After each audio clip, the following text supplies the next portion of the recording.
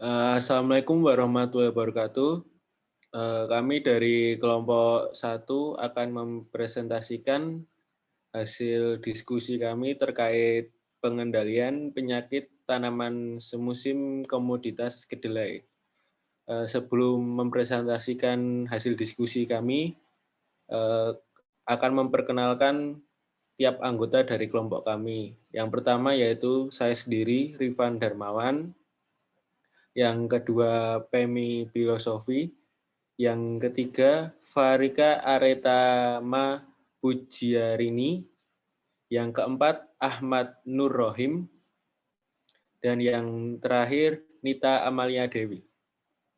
Latar belakang, organisme pengganggu tanaman merupakan salah satu penghambat produksi dan penyebab ditolaknya produk tersebut masuk ke suatu negara.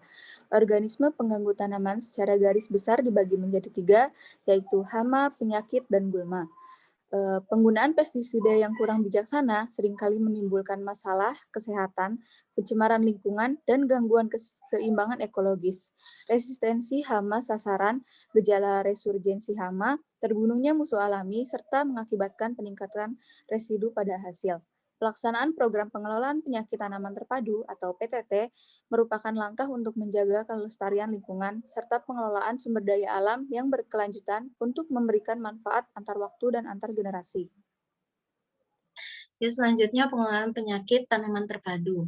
Pengelolaan penyakit tanaman terpadu atau disingkat PPTT atau bahasa Inggrisnya Integrated Disease Management or IDM merupakan pengelolaan yang memadukan semua pengendalian yang tersedia seperti varietas tahan, pengendalian dengan kultur teknis, pengendalian fisik, biologi, dan pengendalian kimiawi menjadi salah satu kesatuan pengelolaan hingga populasi patogen ini ada di bawah ambang kerusakan ekonomi. Nah, pengelolaan penyakit tanaman terpadu ini merupakan tindakan pencegahan bukan pemberantasan karena pengelolaan ini dilakukan untuk menekan dan mencegah supaya penyakit ini tidak tinggi penyebarannya di tanaman budidaya. Seperti itu. Selanjutnya.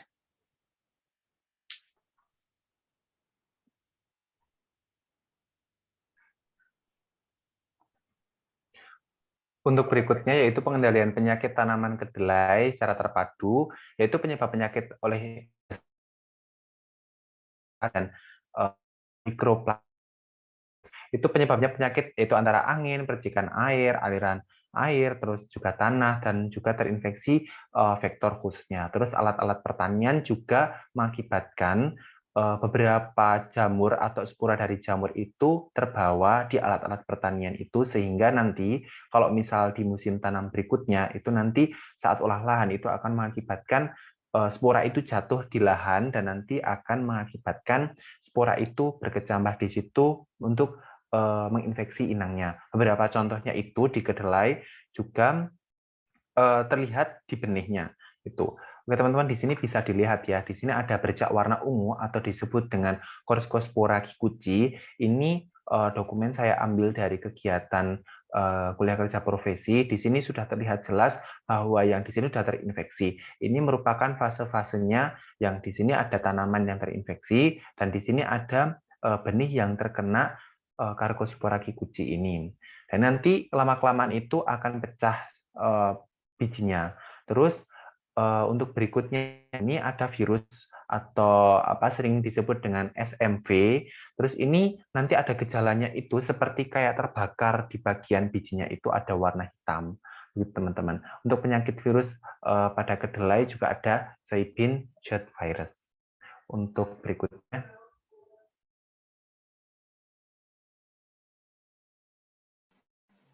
Nah, yang selanjutnya itu ada langkah-langkah yang perlu diperhatikan untuk pengelolaan penyakit tanaman.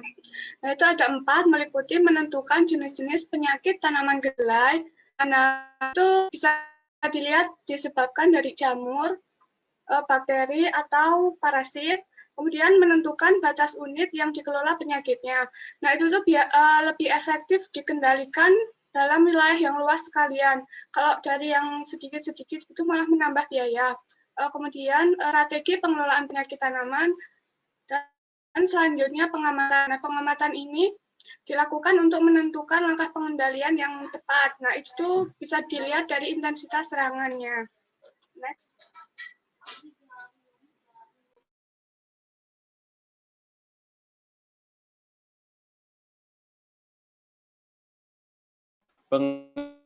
Penyakit pada tanaman kedelai meliputi yang pertama yaitu penentuan lokasi dan waktu tanam.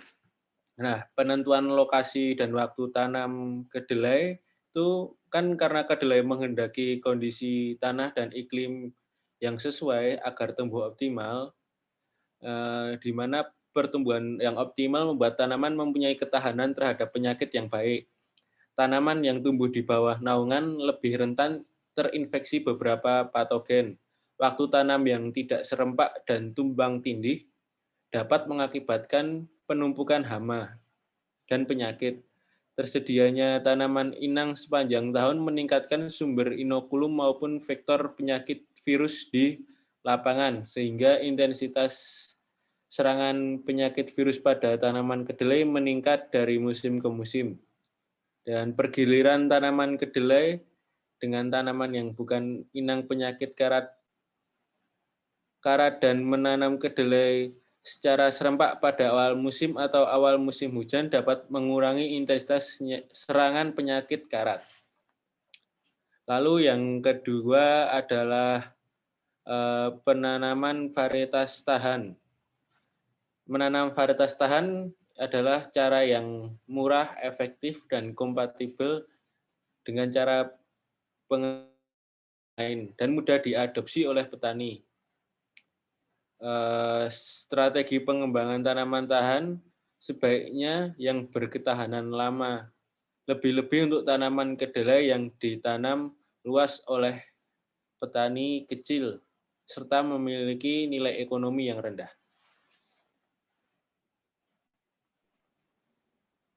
Yang ketiga yaitu ada menanam benih sehat.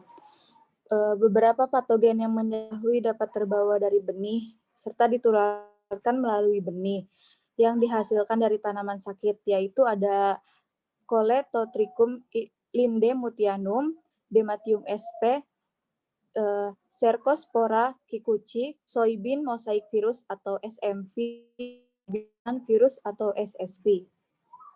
Selanjutnya yang keempat ada pemupukan. Nah, intensitas penyakit dapat tinggi atau rendah dapat dipengaruhi oleh pemupukan. Nah, apabila pemupukan N di lahan itu tinggi, dapat mengakibatkan tanaman itu sangat subur dan lebih sukulen sehingga lebih rentan terserang oleh jamur dan bakteri. Nah, salah satu contoh kasusnya apabila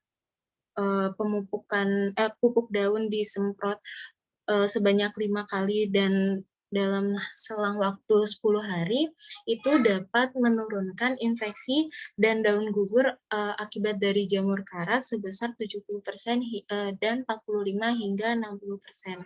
Selanjutnya. Untuk berikutnya yaitu pengendalian secara fisik dan secara mekanis. Di sini yaitu ada pembersihan lahan tentunya dan sisa-sisa tanaman yang sakit. Karena di sini kan kedelai kan merupakan salah satu komoditas yang sering digunakan untuk kegiatan industri. Jadi perlu dilakukan secara fisik dan mekanik saat pengendalian. Terus penggarapan tanah juga harus diperlakukan dengan baik, perbaikan saluran drainase serta irigasi juga harus baik. Tentunya juga di sini memperhatikan sumber-sumber dari inokulum itu, misalnya itu seperti sumber air, dari mana begitu. Terus untuk berikutnya karat daun ini, nanti kalau karat daun itu berkaitan juga dengan kita melakukan pergiliran tanaman dan menjauhkan pertanaman kedelai dari inangnya untuk menjadi sumber penyakit karat daun itu. Terus ada pemangkasan saat umur 17 hari setelah tanam, itu nanti akan menurunkan karat daun. Terus dilakukan juga tumpang sari atau kegiatan menanam tanaman kedelai yang dilakukan dengan beberapa tanaman lainnya, dan yang paling ampuh ini dari kegiatan secara fisik dan mekanik ini, yaitu mencabut tanaman yang sakit di lapangan dan mengumpulkannya di kantong, kemudian kita bakar. Gitu. Next. Nah, yang selanjutnya dari yang terakhir itu pengendalian secara kimiawi. Apabila pengendalian yang dilakukan sebelumnya itu terlihat kurang efektif, pengendalian pada penyakit pada tanaman kedelai itu bisa dilakukan secara kimiawi. Contoh dari pengendaliannya itu pemakaian fungisida dan bakterisida untuk mengendalikannya. Nah, contohnya itu fungisida Diten 45 untuk mengendalikan karat daun dan juga penyakit layu sclerotium. Nah, kalau dosis yang paling efektif untuk mengendalikannya itu biasanya 2-4 gram per liter.